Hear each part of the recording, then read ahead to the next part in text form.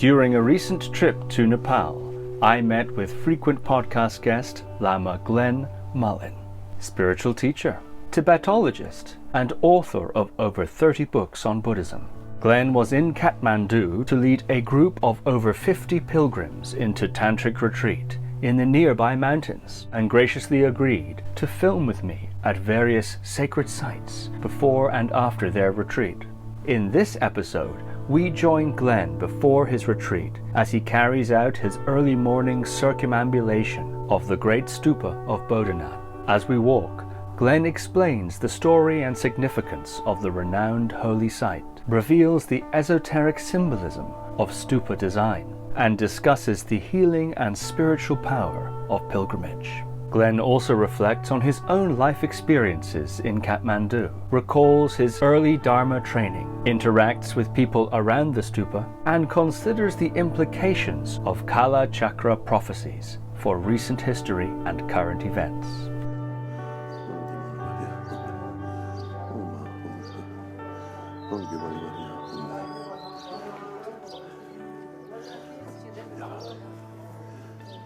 When did you first come to Kathmandu?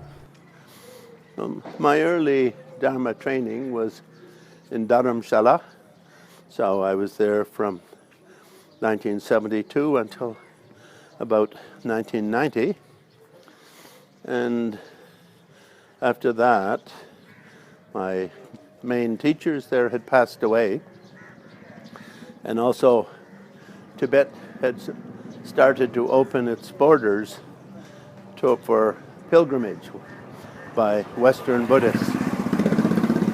And so in 1991, I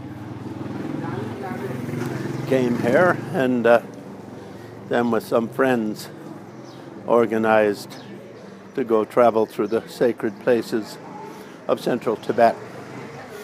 And at that time, I probably had about 10 or 15 books in print from various publishers in Europe and America. So I started doing quite a few lecture, teaching, and reading tours in the States. And from that time on, rather than base my time in Asia in Dharamsala, I generally would do it from Nepal. And for the Tibetan Buddhists, of course, Nepal is a very blessed land. It's part of what Tibetans refer to as, they have two names for it, but it's part of Arya Desh, the Indian subcontinent, you could say, with the Himalayas. So in that way, from the time of the Buddha, it's been a center of meditation and study, training, practice. And many, many lineages that come to Tibet, especially Vajrayana, Tantra lineages, come through Nepal. And this is especially true of the lineages of the Renaissance schools of the 11th century. At that time, Buddhism in India was being hammered a little bit by the waves of Muslim invasions, and many Buddhist masters were moving north into the Himalayas. And everywhere you go in Nepal, you will find some traces of their footprints. For instance, here in Boudhanath, this was a standard meeting place for many centuries for traders from Tibet coming down, and they'd set up camp here. What's happening here? Oh, this is, I presume, some sort of offering for some sort of local spirit, would you say? Yeah. If it's Shirak Torma or something, I don't know, but... No Shirak Torma, like Naga? No. Kind of like Kangyur, Teshiva. Okay, so just auspicious offering for the household.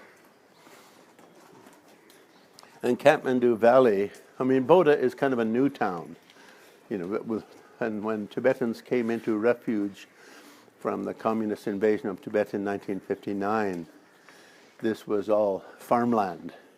There was just a stupa that had been there for many centuries, and when Tibetan traders came out, they would camp there generally and trade with the people from the city and also meet traders coming up from India. So it was sort of a drop-off midway point, you could say. And it didn't really become a built-up urban center like this until the 1960s, 70s, 80s, 90s, and so on. So if you see photos of Boudha back in the 1960s, there were only the stupa with 2 or 3 farmhouses around it. And at first, I think, when Tibetans came out, they thought the problem in Tibet may be solved within a few years. Then it became obvious it wasn't going to be. So, in 1963, the heads of all the schools of Tibetan Buddhism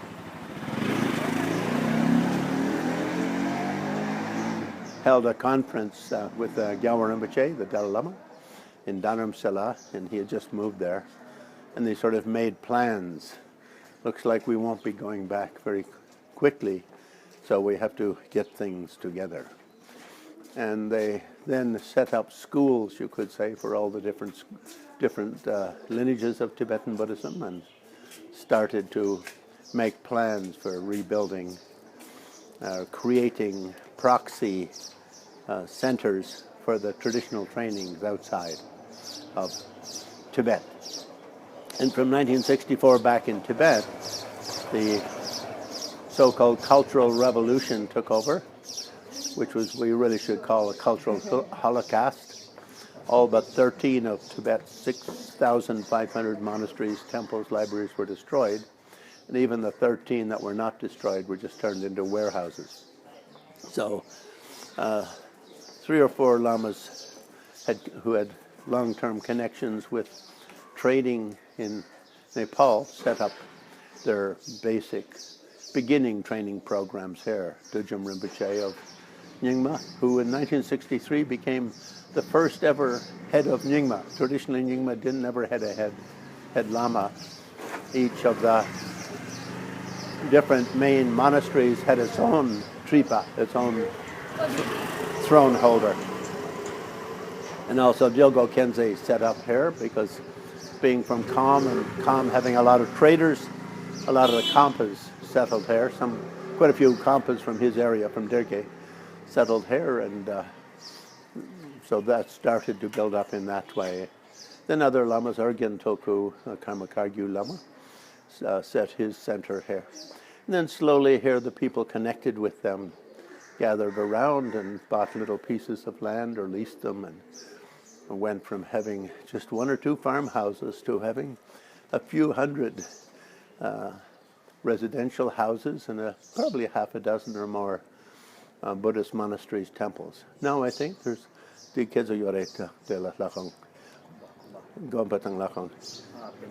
probably 50, 75 temples and monasteries around here by different lamas, and representing all different schools of Tibetan Buddhism, or most of the main lineages of Tibetan Buddhism.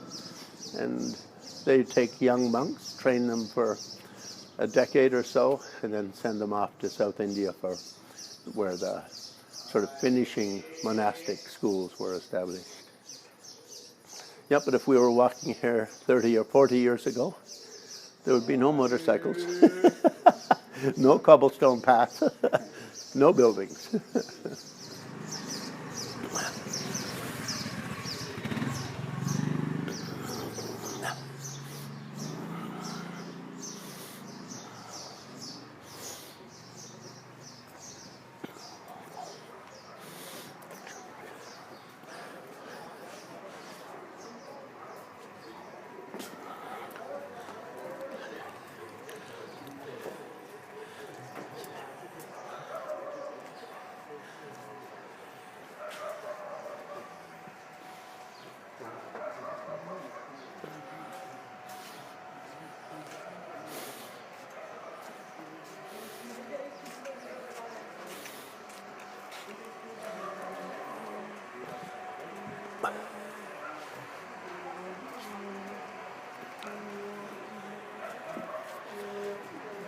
This is an important dividing point on this little path. Go right, and you come to the Shechen Gompa, the monastery of Khyentse Rinpoche. And so that, I think, has been one of the 2 or 3 strongest training monasteries in Nepal since the refugee exodus, and continues today with several hundred monks. It was somewhat damaged by the earthquake of 2015, and the main temple is still under renovation from that earthquake situation. Khyentse became quite well known around the West because of some of his students, like Dzongsar Khyentse, the filmmaker, making the film The Cop and Travelers and Magicians in Tibet. And so this sort of brought a lot of attention to their monastery, you could say. And Dzongsar Khyentse has become a major teacher internationally, and with many, many wonderful projects, including sponsoring translations of many books and so on. Namaste, Bainaji. Good morning. How are you? How are you? Very good. Yeah, we're just taking a little walk. This is a friend of mine, Steve. He does podcasts, and he wanted to get pictures of what an enlightened being looks like. So this is it. This fella is what an enlightened being looks like. And shine on me, this is what an enlightened being does not look like. Does not look like. Yeah. We're gonna just do a few choras and talk a little bit on the Sure. Lola. Namaste. Tashle. How are you?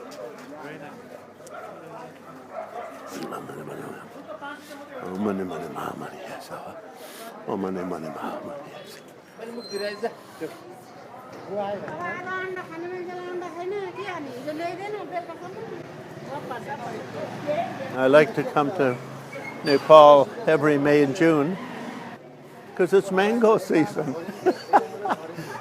In Canada, every mango is $1 or $2. Mango season here, you get these beautiful, beautiful works of nature's art.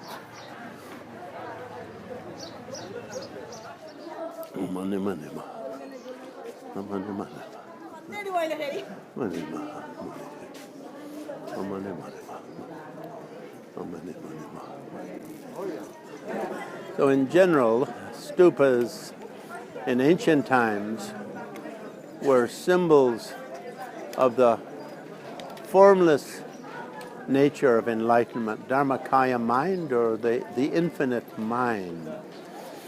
And in ancient times, very great masters, meditation teachers, enlightened beings. Their relics, if they were cremated, or their bodies, if they were simply interned, would be placed inside of, on a vajra seat inside a stupa, and the stupa built around them. And the round shape, sort of embracing the sky, sort of representing the infinity. That became that round shape in Zen Buddhism in the Far East became the circle where there's no beginning, no end. But the infinity of being, a symbol of emptiness. Something is there inside the circle and outside the circle, but they're purely mental creations. They are like rainbows in the sky, manifest, seemingly substantial, yet insubstantial. And many examples of that are given in the Buddhist sutras. All stupas, going back long before the Buddha, would have a square base representing the earth, or all things solid. On top of that, the water mandala representing all things fluid. Then the air mandala, and then the fire mandala, and the air mandala. So those 4 levels, earth, water, fire, air, representing the quintessential balance of solidity and fluidity and temperacy, and finally the energetic flow, combined with space, the balance of the four. And that balance of the four elements is considered absolutely imperative to healthy and happy living for all human beings. And on top of the Nepali mandalas, they love to have the eyes of enlightenment looking into the four directions. The steps below the eyes, usually they represent various levels of samadhi. And to achieve that enlightenment, one must achieve deep levels of meditation. So the steps below the eyes and so on represent the stages of samadhi. And on top, the parasal, once one has achieved enlightenment, one is always under the protection, you could say, of the victory banner. In other words, when it changes the state, one changes from being sometimes up and down in one's life, to the mind always abiding in the infinity of being, while engaging the multiplicity of being without fear, attachment, repulsion, and so forth, on the basis of the two bodhicittas, infinite love, compassion, and the bodhisattva mind, or awareness of the beyond appearance nature of all things. Traditionally, Tibetans start their morning walk around, as it's called, Kora, at about 5 o'clock, 5:30. So it's thinning down a little bit now as we come up towards 7 o'clock and just after 7. And on full moons and new moon days, then all Tibetans and other Himalayan Buddhist kingdoms all come in the morning and evening for a walk around Kora. And it's said that one walk around gathers the merits that if if that merit was to take form, all space would be. Namaste, Banerjee. Hello, how are you? Yeah. We're doing a small podcast. Okay, please. This is Guru Viking. These are three of our most beautiful flowers who are came up from India. 4 of our beautiful flowers. You see, the flowers are gathering. 5 of our beautiful But we'll be doing a retreat up in Parping for a week, and then going up to Maratika, the Amitayas great healing meditation, Vajrayana tantric healing meditation caves of Padmasambhava, about 7 or 8 hours drive up into the mountains on the old road to Tibet. But we're here for a few days first, and everyone, like everyone, they come out for the morning, gathering the merit and getting some sunshine and pigeons. Yeah, see you later back at the hotel. How exactly do you do Kora? I'm from Canada, and I once asked some Tibetans refugees who had been brought to Canada in the early 70s, what they miss most about living in the West. And they said, Kora, the morning and evening walk around of sacred places. So Tibet was really a valley village culture. It was really a federation of 300 or 400 countries, many of which had its own king, or 300 or 400 kingdoms, you could say, but all under the, you could say, central peacemaking, law and order creating central administration out of Lhasa, beginning with the Yarlung dynasty kings, going back to the Yarlung Valley, and so on. But all of those other valleys used a common language, and basically 90% of them were Vajrayana tantric Buddhists coming from India. Well, the lineages coming from India, I should say. And for them, your valley your homeland represented the perfect balance of spiritual and secular. The name of the Tibetan government was Gendem Potrung Zishi Zungtrao. So Zishi Zungtrao means the worldly life and spiritual life in perfect harmony. And so when they wake in the morning and do a walk around their valley, then there would be a cave where some great meditator from 1,000 years ago or 1,500 years ago meditated. Another place where there had been a monastery or some great mystic had passed through and given teachings, Padampa Sangye, Padmasambhava, Atisha, those kind of sort of immortal figures, you could say. So in a way, the morning walk around was sort of a refresher of the physical history of your valley, but also of the great spiritual accomplishments and spiritual inspirations.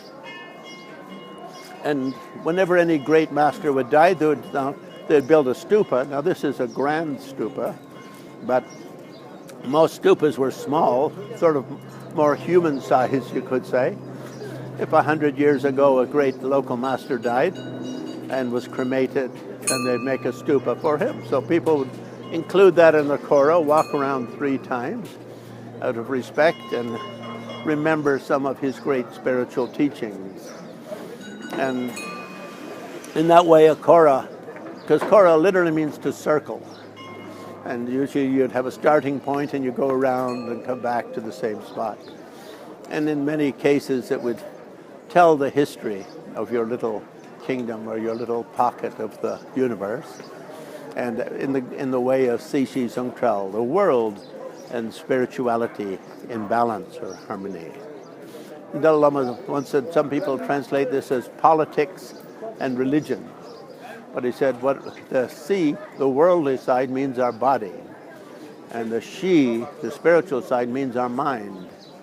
And so we all have both a body and a mind. And having a balance of spiritual and temporal or physical is a quintessential element in successful life as a humanoid on our little planet Earth. And when Dalai Lama settled in Dharamsala, he was given a house at the top of a little mountain, just outside of the town of Upper Dharamsala, MacLeod Ganj, it used to be called after a general there. And very quickly, Tibetans sort of cut a little path walkway going around the house, going around the mountaintop. And that became the Kora for all Dharamsala Tibetans. And wherever Tibetans settled, it became like that. In Lhasa, you had the Nongkor, Chikor, and Lingkor. So if you're in Lhasa, in the morning you go to the Jokong and do the inner walk around a few times. Then you may do the Chikor outside, going around and also called the Barkor, where they had temples all the different places around over the history of that great temple. And then the 4 lings, the monasteries of the great ling tokus. And people would do one of those 3, or sometimes 2 of those 3, sometimes even 3 of those 3, depending on the occasion of the year. But the idea, I think, is in the morning you get up and you start your morning by recollecting, who am I? What am I? What's going on? Well, I'm from Boudhanath. And if I come to Boudhanath, then we have this wonderful stupa. We have temples all around. People doing the Kora will visit those temples if they have a longer time. And it will sort of bring together, well, Dilgo Khyentse Rinpoche did this every morning. Dudjum Rinpoche did this every morning. Back in the time of Songseng Gompo, 1,500 years ago it was used this way, and so on. It sort of brings a connection of the whole cause and effect nature of enlightenment, you could say, and sort of the importance of contextualization, a sense of oneself, not as merely a banker or a taxi driver, a king or whatever, but as a spiritual pilgrim who, whatever life form you took in this lifetime, is basically a pilgrim, that of a pilgrim staggering towards enlightenment by circling around the deeper meanings of being. And those are symbolized always in every temple, every stupa, and so forth. Why clockwise? Yeah, clockwise or counterclockwise. In ancient India, whenever one approached a great being, a great teacher, one would, and in India usually they didn't wear like shirts and pants and that sort of stuff. They often wore just sort of wrap-around robes, was very popular. Today one still sees those with many parts of India, Pakistan, Bangladesh. They call those kind of clothing lungi. They're just kind of wraparounds. So when you came to a great being, you would take your wraparound and put this wraparound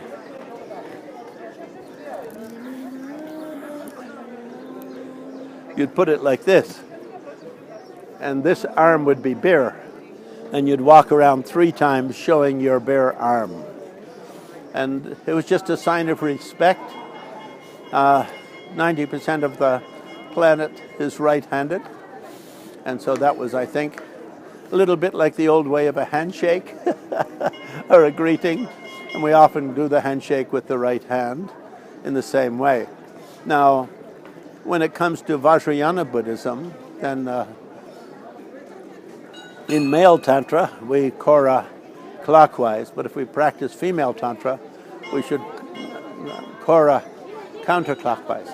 But female Tantra is done in secret, so you don't see people going counterclockwise in public like this. They would do it in what's called the Bayul, the secret power places of the Himalayas that are blessed by the Dakinis, the great female Buddhas, Bodhisattvas, and so forth. But it's, before Buddhism came to Tibet, the Bonpo, whose traditions were more closely linked to the East Persian Empire, they like to walk the other way. So when you go to old Bonpo sites that were Bonpo before Buddhism became so prevalent in Central Asia, the old Bonpos will still walk around Mount Kailash counterclockwise, and the Buddhists will go this way. So if you're a Buddhist going this way, you don't see many other Buddhists because you're all walking kind of at the same pace every 100 meters or so. So there's someone behind you, you only see 2 or 3 the whole way around of the 52 kilometers. But every 2 minutes you're meeting a group of Bonpos coming the other way. But I think in both traditions, the idea is you're just honoring a sacred power spot. And very interestingly, I'm here with about 45 or 50 people to do a healing retreat. And one of the prescribed methods of healing for certain kinds of illnesses is an extended Kora. And I think there's something about walking and moving, breaking your daily routine, which has a healing effect, because illnesses are often caused by getting locked into negative physical, emotional, or intellectual sort of square blocks that are sort of clunking along the road of your life, not doing very well for you.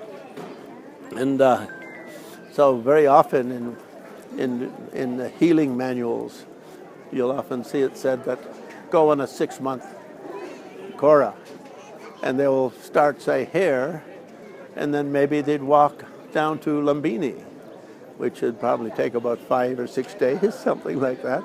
Then we'd walk up to Pokhara, and maybe up to Langtang, go through the Milarepa caves and the Guru Rinpoche caves up in the Yolmo area. And in Tibet, you'll see them coming all the way from Kham walking, sometimes prostrating, taking a rock, laying out the prostration, putting the rock down, standing up, taking 2 steps, picking up the little pebble, all the way from Lhasa, from Kham, or their birthplace, coming out, usually in small groups. But it breaks the general pattern of living and brings a whole different energy. And a simple Kora like this, you just come out and you feel the spiritual energy. It's sort of like, almost like taking a bath in positive morning energy. And as you see, when you see people doing it, they're all looking very happy, relaxed, joyful, hopeful. They may be refugees, and they may be living in somewhat wealthy, but others quite bare hand-to-mouth subsistence, you could say. But regardless, when you do Kora, you sort of step outside your ordinary sense of self, and you link to that me as a timeless being on this evolutionary path to liberation. And for that reason, I think it's one of the general recommendations for certain kinds of illnesses. I remember maybe 10 years ago, I had a student in Florida who came to me with a lady dying of cancer, and she had been given 4 weeks to live, and they came to me for advice on how to die nicely. And they asked for a divination, which is a Tibetan sort of way of reading, a little bit like the Chinese I Ching or the tarot cards in the West, but you do it with dice and a manual. And it said if she doesn't want to die, she doesn't have to die. She could live for another 5 or 6 years. And one of the recommendations was Kora, pilgrimage, and another one was daily meditation on the Amityas healing methods.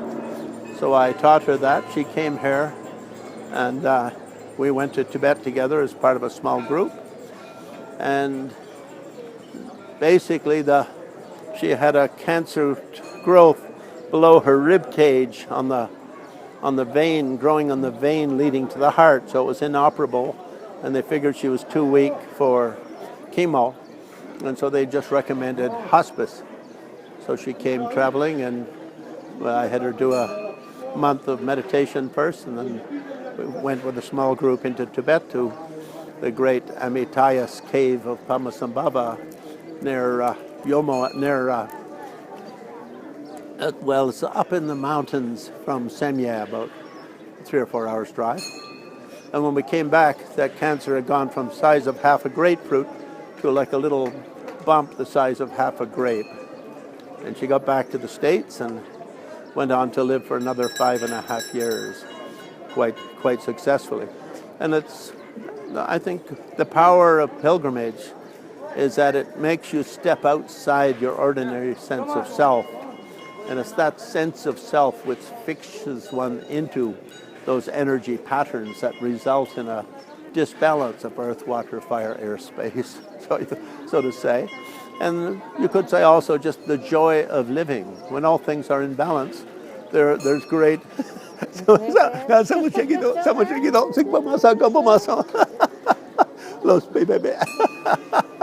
I couldn't resist, sorry about that, teasing a very beautiful Tibetan Anila. Sometimes we translate the word Anila as none, but is the wisdom of all Buddhas and Bodhisattvas, past, present, and future. So the female so-called nuns are really is primordial wisdom of all Buddhas, of all times and spaces. Ni in Tibetan is it's a sound of emptiness. It's a pause. And La is great respect. So it's when we say Buddhist nun, it really means an embodiment of the primordial wisdom of all enlightened beings. Yeah. You know, there's a lot of different temples. So if you see photos here of 60 years ago when the Tibetans came into exile, none of these buildings are here, just the stupa and farmlands and a few farmhouses. But now we see many, many different temples have been built. One problem with the Chinese closing Tibet was all of northern Nepal, although sparsely populated, is a vast territory. And those 20 or 30 little kingdoms, mainly their economy was based on, at least 50% based on trade back and forth with Tibet. And so when China invaded in the 1950s, they cut that trade, which made it difficult for peoples in those regions to have a successful life. And also peoples born in those areas going to monasteries and nunneries would spend a few years in their home monastery or nunnery in that valley, but then would be sent to Tibet for higher training. That can no longer happen. So now they're all sent down to this area, here in Swayambhu, the Kathmandu Valley, Pokhara, and they'll spend a few months in the summer up in their birthplaces just to stay connected with it. But every autumn and all winter they'll come down here to study and live down here and do the basic trainings. So right behind us, for instance, is one of the Himalayan organizations. So this represents many of those Himalaya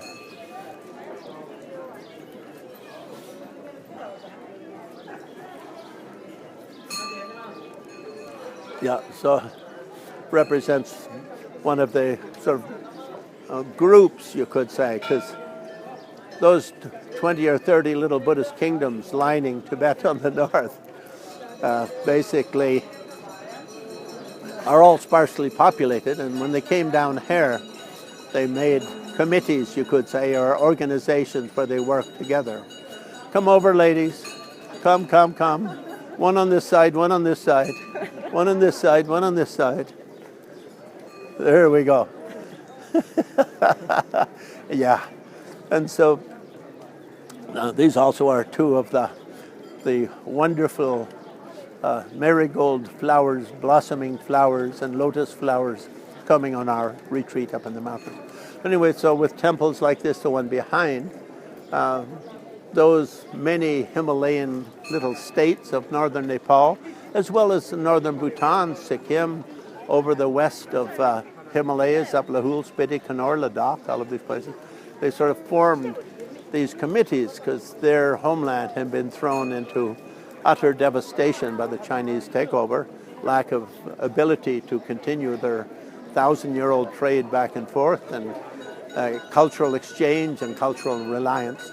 So they built these kind of temples to be a kind of gathering spot. So as we see here, they've got a sign up. They're soon going to start a Kangyur reading.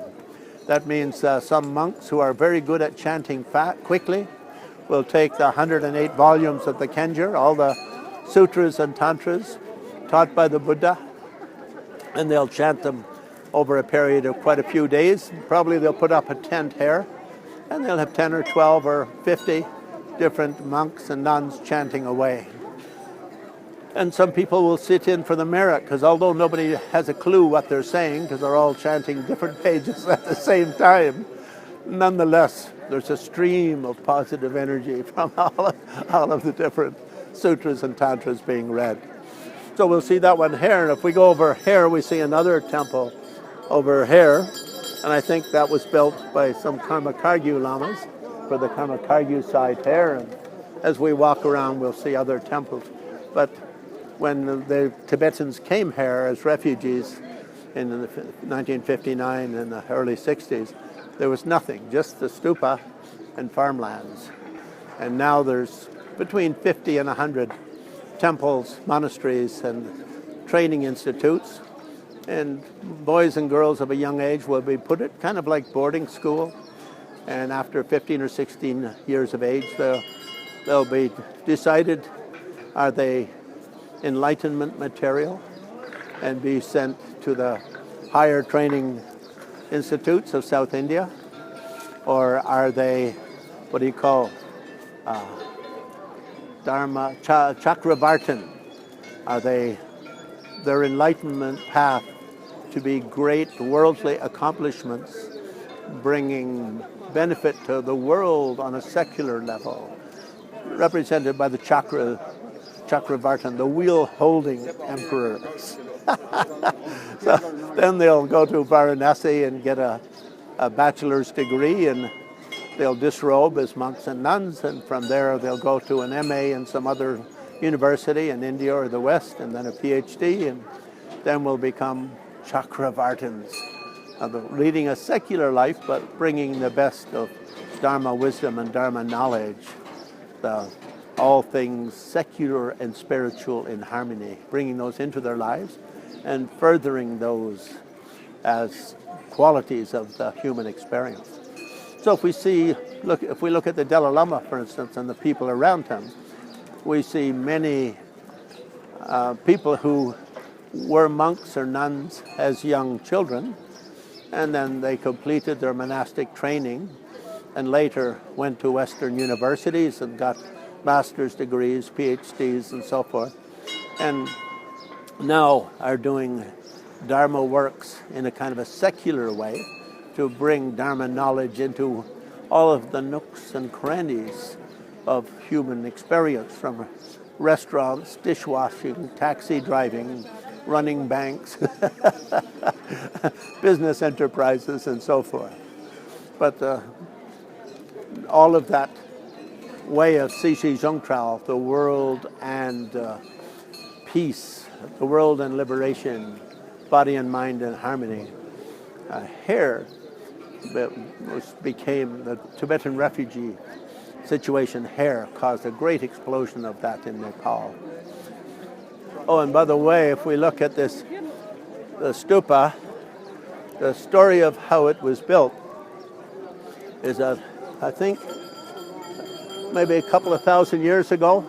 They're not quite, nobody knows how long. There was a grandma who wanted to build a stupa, and she had 3 sons. And she went to the king and asked for a piece of land to build a stupa. And the king was a bit of a tightwad, so he gave her a piece of cloth, say 1 meter or 2 square. And because some people do build small stupas, like just not much bigger than the ground on which one stands. And so, but that wasn't her vision of what to do. So she took this cloth home and unstrung it, and then rewove it so that each knot, rather than being a fraction of a millimeter, became like a couple of inches.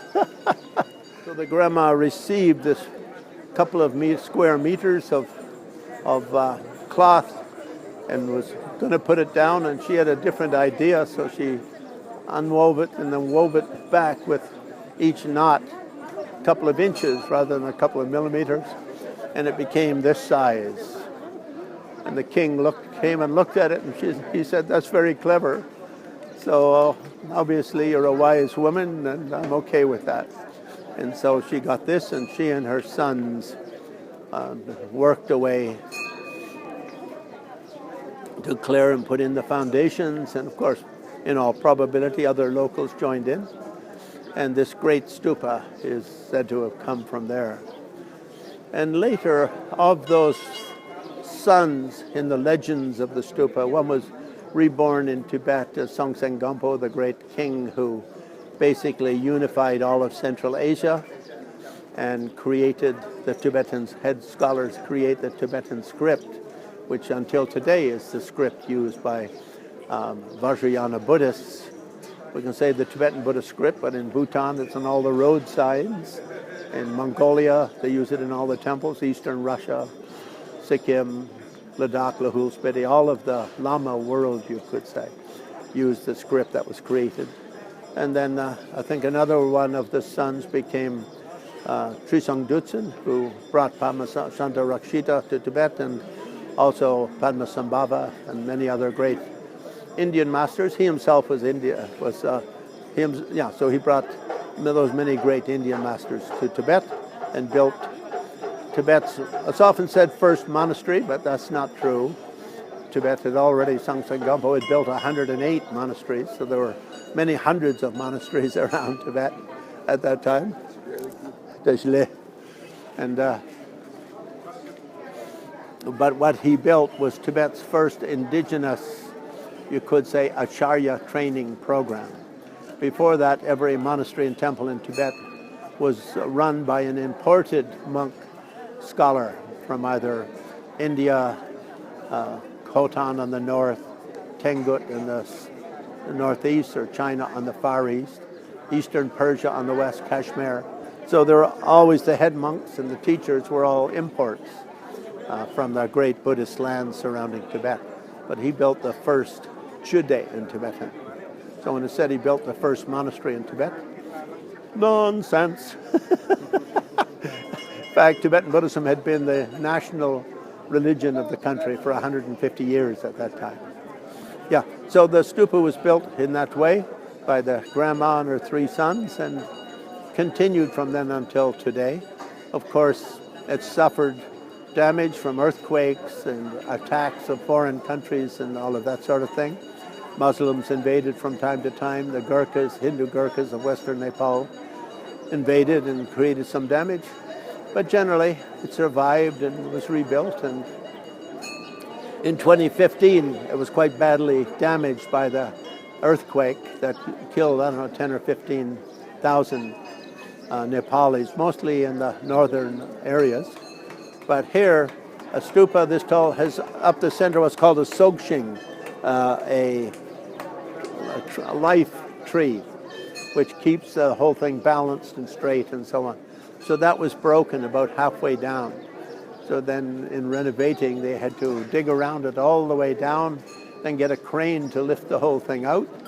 And later they had another one about, I would say, 100, 150 feet big, and just laying out here for about a year and a half until it fully dried and was 100% straight. And they did a huge consecration on it before it went in, with the lamas from all the different temples in the valley coming and doing a 3-day rubne. And then the crane put it up and put it in with all new kind of blessing substances. Earlier we were mentioning they're going to do a Kangyur, so one can come over here when then you make a donation. So why don't we do that?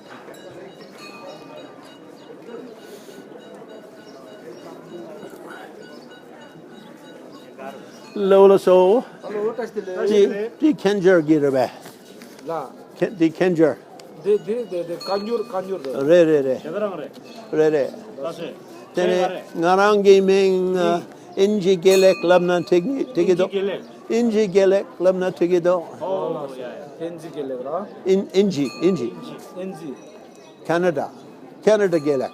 Tetina tigido. Ngarang namba geming champa sopa. Oh, Ming sompa gona ngakpa gelen. Ngakpa gelen. Ngakpa. Rere. Gomungabya tere. Sepakari gotsugire. 가장 고쳐요. Oh, kasan gotsubarebe. 가장 고쳐요. Konsa kaba shugido trapa. Nonlarebe. 네, 동아라. Okay. Togalarebe. 동아라. Oh, yeah.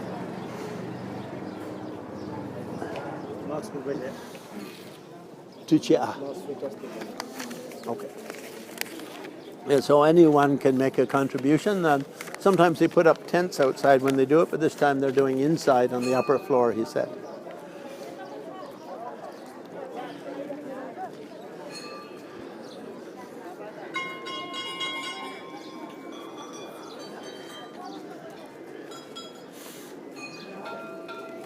Oh, money. So. Money. So. Oh, money. So. Oh, money. Yes. Atredile. Money. Oh, money. Oh, money. Oh, money. Oh, money. Oh,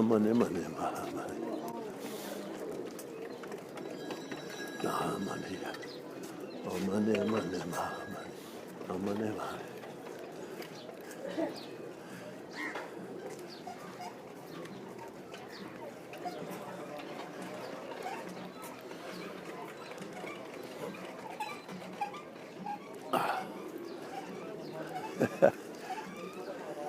I think one interesting aspect of the exodus of Tibetan lamas following the invasion of Tibet and the destruction of the culture there is that the Tibetan dharma became internationalized.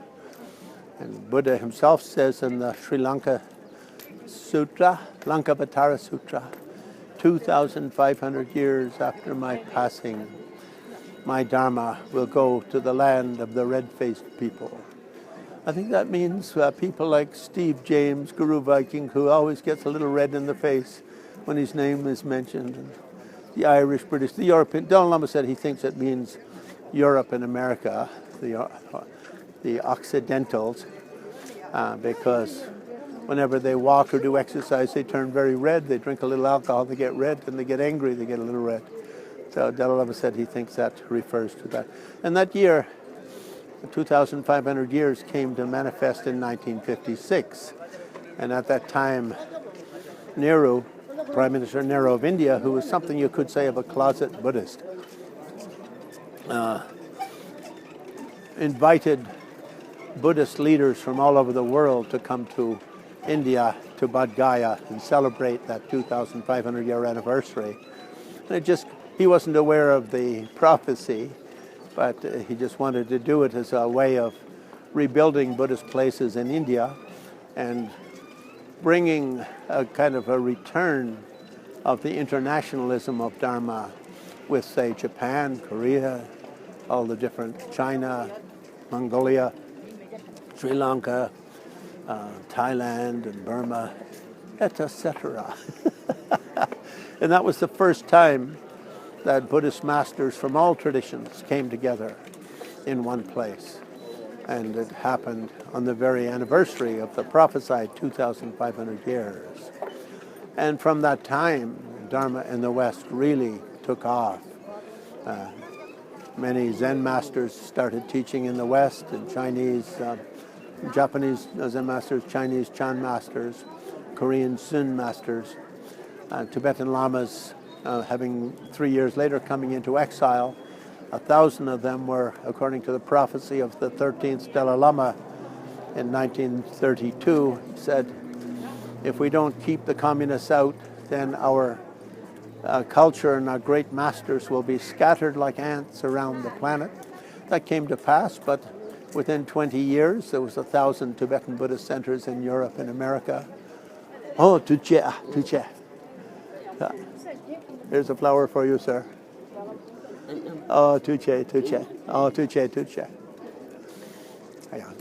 Yeah, so that particular monk who offered us this flower, very wonderful young monk, is sort of slightly handicapped, some sort of handicap, but he's sort of a fixture of the stupa here. And every morning he comes out and he offers some flowers to people, or they just come up and give you a high five. Wonderful young guy. Anyway, so from that time on, the great explosion of Dharma took place in the West. At that time, there was no Western university with much of a study of Tibetan Buddhism and Tibetan Enlightenment culture.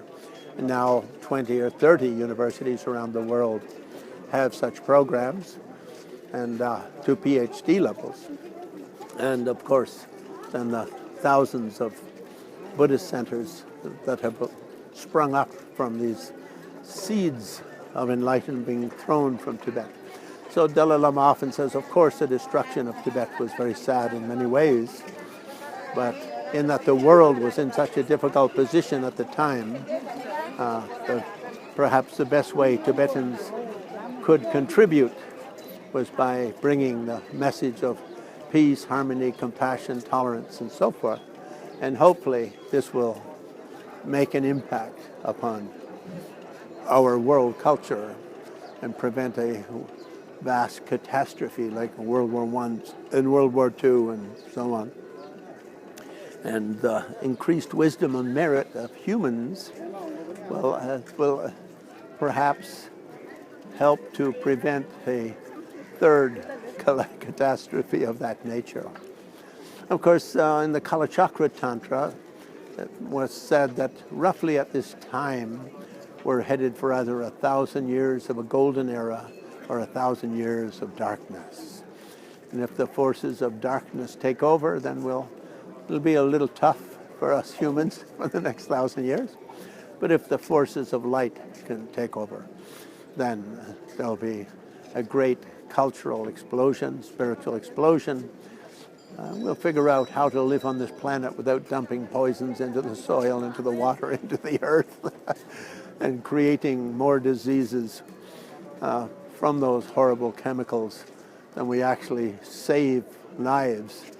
More people get killed by them than people whose lives are benefited long term by taking policies of a sustained living on planet Earth, where we don't have to use poisons as the main source of success.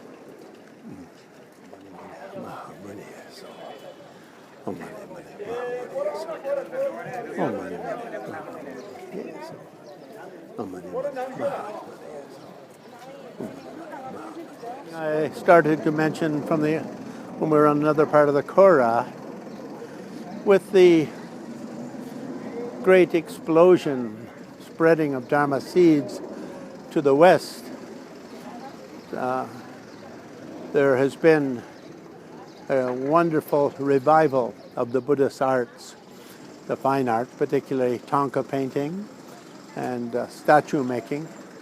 Most people practicing meditation in Asia will have what they call a lakang, which means a sacred room, and will practice their meditation there. And often they'll put up one or two paintings of their favorite Buddha image, and either seated in meditation or in other postures, any of the 5 main Buddhist postures, you could say, or perhaps also of bodhisattvas and tantric mandalas.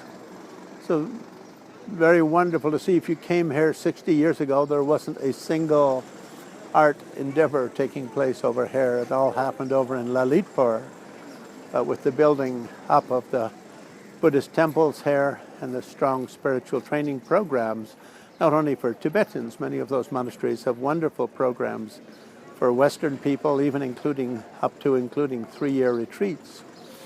And very quickly, art schools started opening around the stupa, and now there's probably 20 or 30 of them. And people from all over the world come to get to select some pieces for their own, you could say, meditation room or their own sacred space in their home. Now,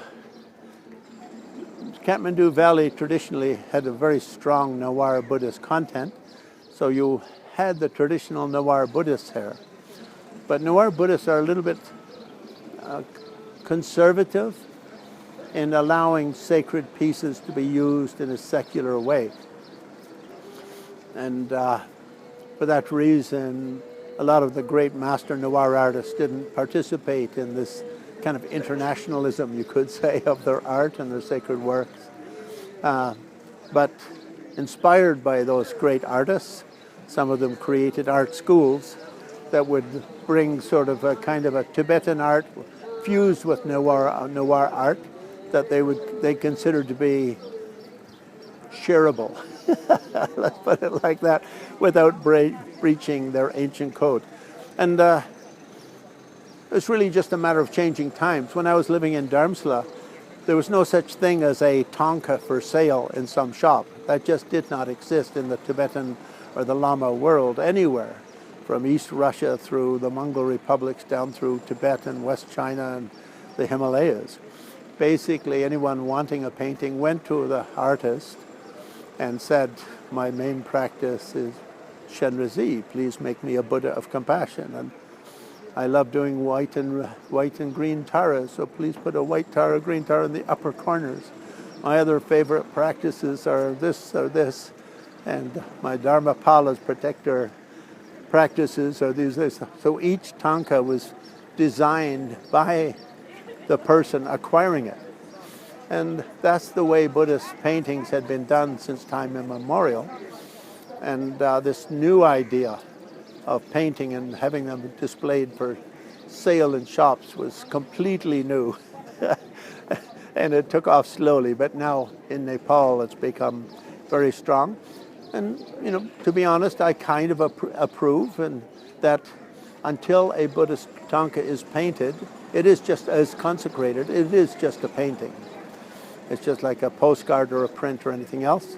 Traditionally, you take it home, you write Oma Hung at the back of the paintings at the places of the crown, throat, and heart chakras, and then you call the enlightened beings into it, and it becomes a repository holding those spiritual energies.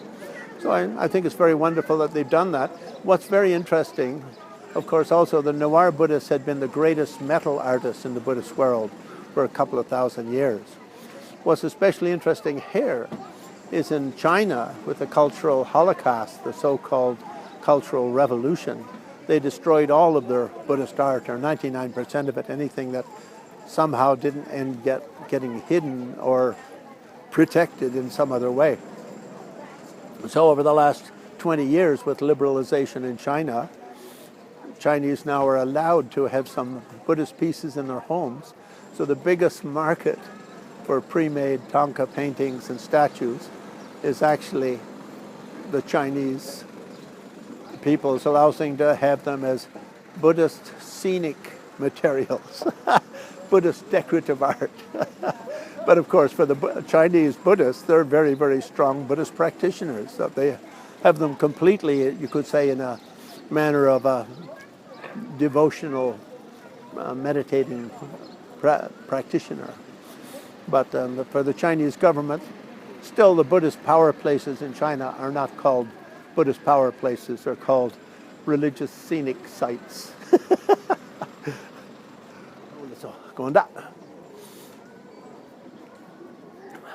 Oh, and this is my favorite monastery, built here on the Boudha path, was built by a great Sakya monastery, Sakya Chögye Trichen, the great Chögye throne holder. He passed away, 10 or 12 years ago, but he was very, very strong in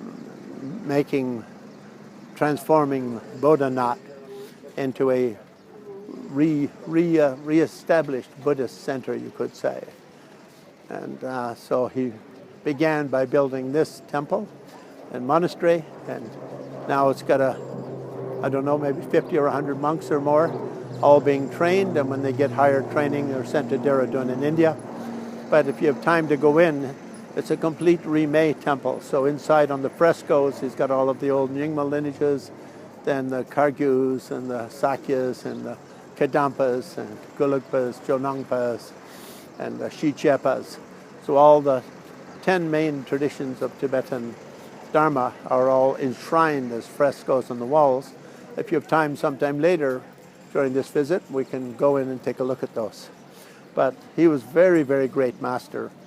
And he, Dilgo Khyentse, Dujam Rinpoche, Urgyen Tulku, those four, you could say, were the great, great masters who revived Boudhanath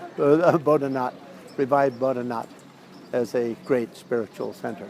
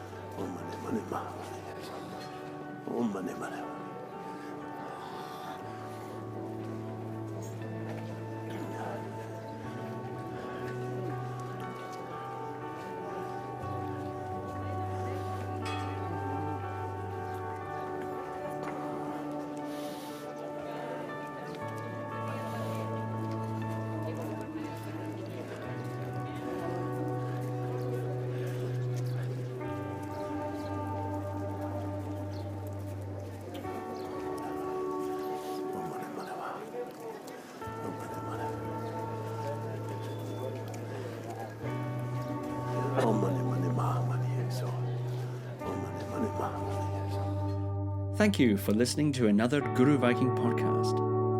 For more interviews like these, as well as articles, videos, and guided meditations, visit www.guruviking.com.